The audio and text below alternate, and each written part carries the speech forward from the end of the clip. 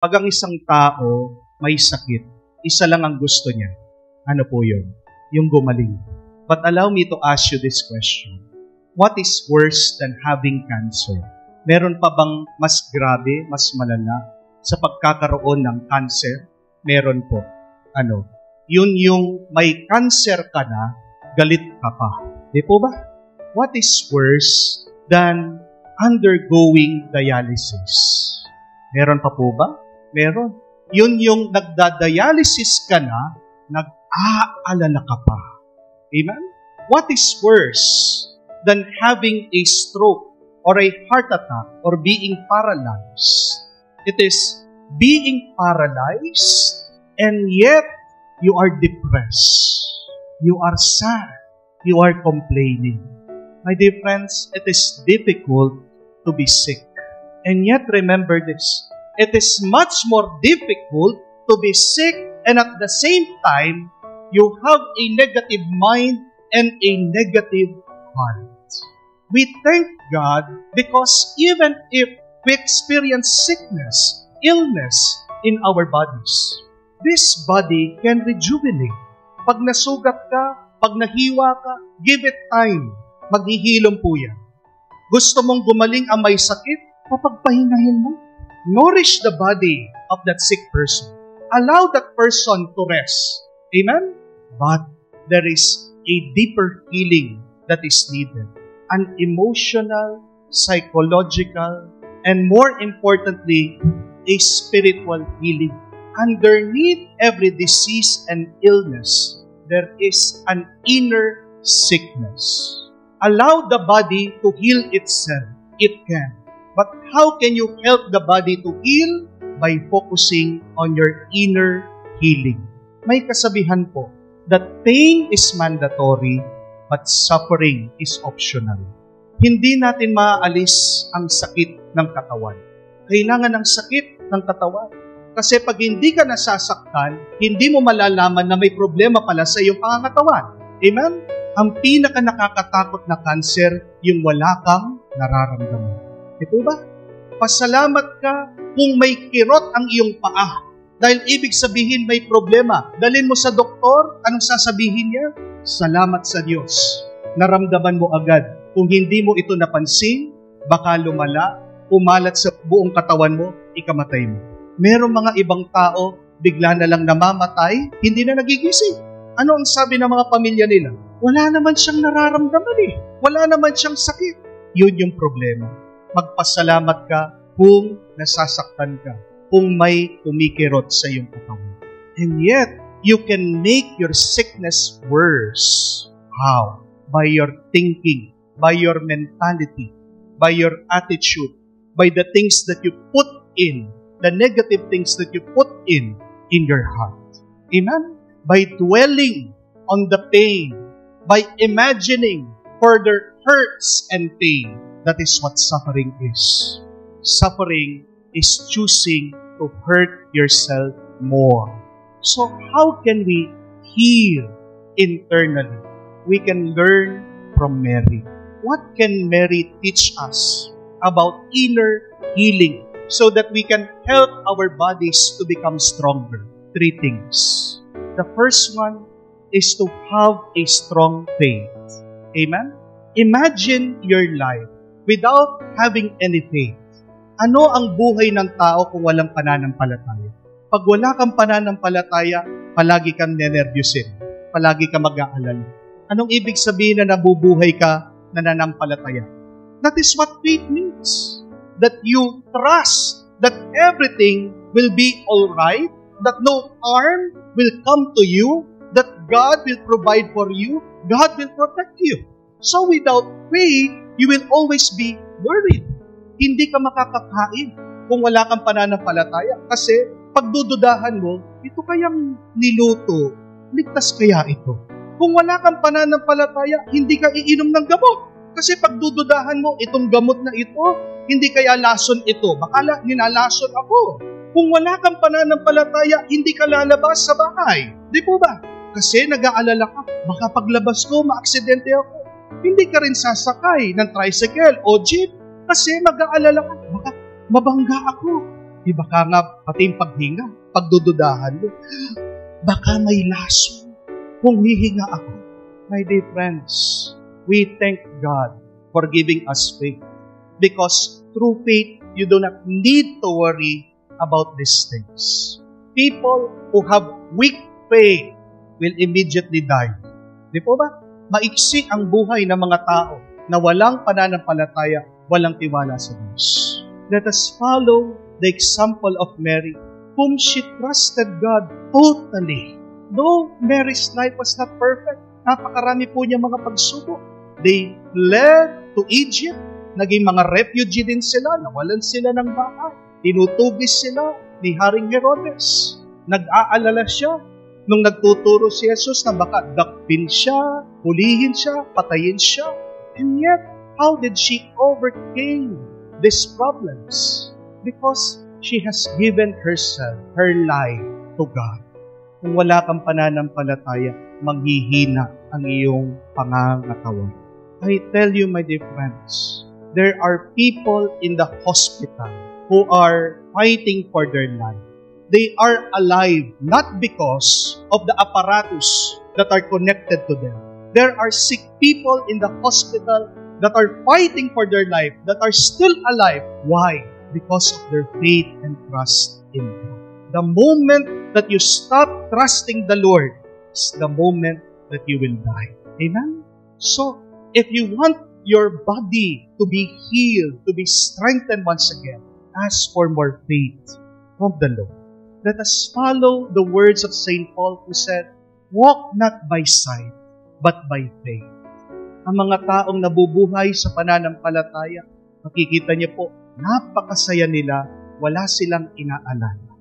Gusto niyo pa pong makakita ng mga taong punong-puno ng pananampalataya? Pumunta po kayo doon sa mga tulay na may ilog. Makakakita po kayo ng mga dukha, mga maghihirap, nagtayo ng mga bahay nila doon. At ano po ang pundasyon ng mga maghihirap sa mga bahay din? Mga patpat. They have built their houses using only sticks. Hindi po ba malakas sa pananampalataya yun? Kung tatanungin mo sila, hindi ba kayo natatakot na baka bumagsak, bumuho ang iyong mga bahay? Isa lang po ang sasagot nila. Ang Diyos na po ang bahala. That is real faith. Kaya tignan niyo po, yung mga mahihirap, sila madalas yung malalakas din ang pangangatawan. Kahit na wala silang pera, di po ba? Pero karamihan sa kanila, malayo sa sakit. Tayo, na palagi naka-aircon, tayo yung mga maghihina pangangatawan. Di po ba? Sinong nagpapalakas sa iyo kung hindi ang Diyos? At paano ka lalakas kung hindi ka mananampalataya sa Kanya? Secondly, just like Mary, be grateful always. When you are grateful, my dear friends, it is so hard to complain. When you are full of gratitude, it is so hard to be depressed. When you are thankful, it is so difficult to be angry. Alam ko po, masakit, mahirap pag may sakit ka. Amen? But the key so that you can find relief para gumaan, gumihawa ang iyong nararamdaman. Kahit na may sakit po kayo, let your prayer be, Lord, thank you. Dahil kahit na napakadilim, napakahirap, napakabigat ng iyong dinadaanan o nararanasan, there is always something good that is happening in our life. There is no moment in our life that is devoid of the goodness, grace, and the love of God. Tandaan niyo po, habang may buhay, may Diyos. At habang nandyan ang Diyos, may kabutihan. You only have to find that goodness and thank God. Masakit ang ulo mo, hindi naman masakit ang tiyan mo. Pasalamatan mo sa Diyos. Amen? Masakit ang paa mo, basta't walang sakit ang mga mata mo. Pasalamat ka pa rin sa Diyos. Thank the Lord even for the smallest thing in your life. And you will find relief in that. Hindi ko po alam kung alam nyo, yung mga baka, tinatawag nilang cattle sa Amerika, naghihirapan pong umutot. Dahil hindi po makautot, ano nangyayari po sa mga baka? Lumulobo po yung tiyan. At pag sobrang laki po ng tiyan, excruciating pain, sobrang sakit na nararamdaman ng baka, tutumba na lang po. Ano po ang kailangan nilang gawin para maibsan po yung nararamdaman sakit ng baka? they would puncture, bubutasin po yung tiyan ng baka to release the gas. Hindi po ba natin pasasalamatan ng Diyos? Buti tayo nakakautot. Di po ba? Kaya kung may problema tayo kamukha ng mga baka, gusto niyo po yun? Bubutasin pa yung tiyan mo para makautot ka, para ma-release yung gas? I know it is disgusting. Yuck! Kadiri! Di po ba? Pero tandaan niyo din po ito. Pag umuutot pa ang tao, pasalamat ka sa Diyos. Bakit? Buhay pa yan. Di po ba? Pag umuutot pa ang tao, pasalamat ka sa Diyos kasi nilalabas niya yung masama sa kanyang katawan. Nabubuhay siya dahil doon. Huwag mong kamumuhian yun. Be thankful for that. Are you thankful for that?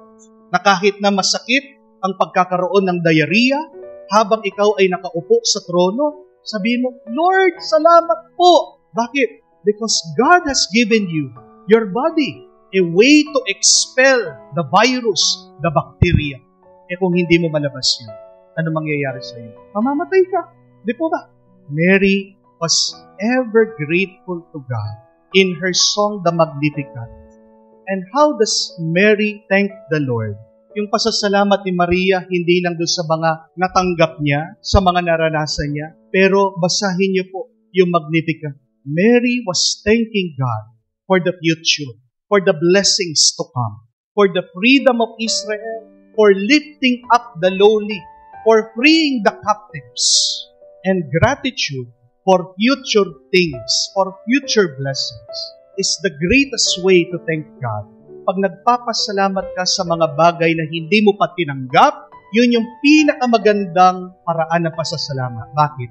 Dahil ibig sabihin, punong-puno ka ng pananampalataya sa Diyos. Pag nagpapasalamat ka sa mga hindi mo pa nahahawakan, ibig sabihin, naniniwala ka, ibibigay ang pagkakaloob ng Diyos sa iyo. So, my dear friends, when you are sick, when you're undergoing great problems, try to thank God by saying, Lord, thank you. I know that you would help me in this problem. Lord, thank you. I thank you now. Dahil alam ko, papagalingin mo ko, bibigyan mo ko ng ginhawa. And see, you will experience immediate peace inside of you. Amen? Third and last, pray for the Holy Spirit. If you want to be healed immediately, pray for the Holy Spirit. Because the Holy Spirit renews. The Holy Spirit gives life. Tingnan niyo po si Maria. Nandoon siya nung pinako ang kanyang anak sa krus. And what is the image that we have of Mary at the foot of the cross? The Gospel says that Mary was standing there beside her loving Son. While He was in excruciating pain, Mary was standing, nakatayo siya. Hindi po siya nahimatay. Hindi po siya lupaypay. Hindi siya napahiga. Nakatayo. Paano niya nakuhang nakatayo sa ilalim ng krus? Sa lungkot, sa sakit, sa bigat na kanyang nararanasan, nakikita niya kanyang minamahal na anak, pinahirapan, unti-unti, pinapatay. It's because the Holy Spirit was with her. What is the effect of the Holy Spirit in us? It gives us strength. Tandaan niyo po yan. Kaya nga po, yung mga charismatic sa inyo, hindi po totoo yung pag nilay hands kayo, maghihimatay kayo. Stop doing that. That is not the effect of the Holy Spirit. Yung tinatawag po nilang slain by the Spirit. The Holy Spirit does not make us weak. Bakit ilulupaypay ka ng banal na Espiritu? Bakit ihihimatay ka ng banal na Espiritu? Di po ba? Basahin niyo po sa Biblia, sino mga nahihimatay? Kung hindi yung mga sinasaniban ng masamang espiritu. Di po ba? Read that in the Gospel. That when evil spirits possess people, they would throw themselves. Nahihimatay sila, nagpukumbulsyon. Kaya nga kung charismatic kayo, nilelay hands kayo, stand up strong, stand up straight. Pray for people who are ill. Ask for the Holy Spirit. Makikita niyo po kung totoo, nandiyan ang Banal Espiritu. Nakahiga, tatayo yan. Di po ba? When our church was formed, the Holy Spirit came. Itong mga alagad, apostol na nanginginig, natatakot, nagtatago, pagkatapos silang tinanggap ang Banal Espiritu, ano nangyari sa kanila? Lumabas sila. Napakalakas ang loob nila. Hindi ba yan yung ating dasal at dalangin para sa mga may sakit? Pray for the Holy Spirit for the sick so that they can get out of their bed. It is only through the Holy Spirit that they can be strengthened once again spiritually. When you touch the rosary, I want you to imagine this. When you touch the rosary, when you're praying the rosary, imagine that Mary is holding your hand. Amen? And we know through studies that through physical touch, a person is quickly healed. Sabi po nila, when you say, I love you to a person, it increases our mood to 20 to 30%. Kaya if you're having a bad day, say to one another, I love you. Tumataas po yung ating happiness quotient. Kung gusto niyo pong tumaas ng 50%, yung mood, yung happiness quotient ng isang tao, anong kailangan mong gawin? Embrace that person. Yakapin mo. That is much more than saying, I love you. Amen? Kung gusto niyo daw po tumaas ng 80% yung mood, tuwa ng isang tao, what should you do? Kiss that person. Pero mamaya po, huwag niyo pong halikan ha. Taken na po ako. Halikan niyo naman mga asawa niyo. Halikan niyo naman yung mga apo niyo, mga anak niyo. Yung mga iba, matatanda na, ayaw na maghalikan. Nung sinasabi, Father, matanda na kami. Para magkapatid na lang kami. Hindi naman po kayo kinasal para maging magkapatid. Ha? Nakakatulong po sa ating happiness mood when you kiss. Dagdagan mo pa ng embrace. Ano po yung 100% siguradong matutuwa yung tao sa inyo? Ano pong hula nyo? Bigyan nyo po ng pera. Ha? Tama po ba? Joke lang po. But it is so important to have a physical touch to increase our relief, our happiness. That is why we thank our church that we can have a physical touch of the saints. Amen? That through this, we can experience God so near us that it can help us to have inner healing, to have new strength, to have new life. Sino po ang mga pinagdarasal niyo ngayon? Pagdasal po natin sila. Naway dagdagan pa ng Diyos ang kanilang pananampalataya, palaging magpasalamat and ask the Holy Spirit to be with them, to strengthen them, to raise them up, and to give them new life.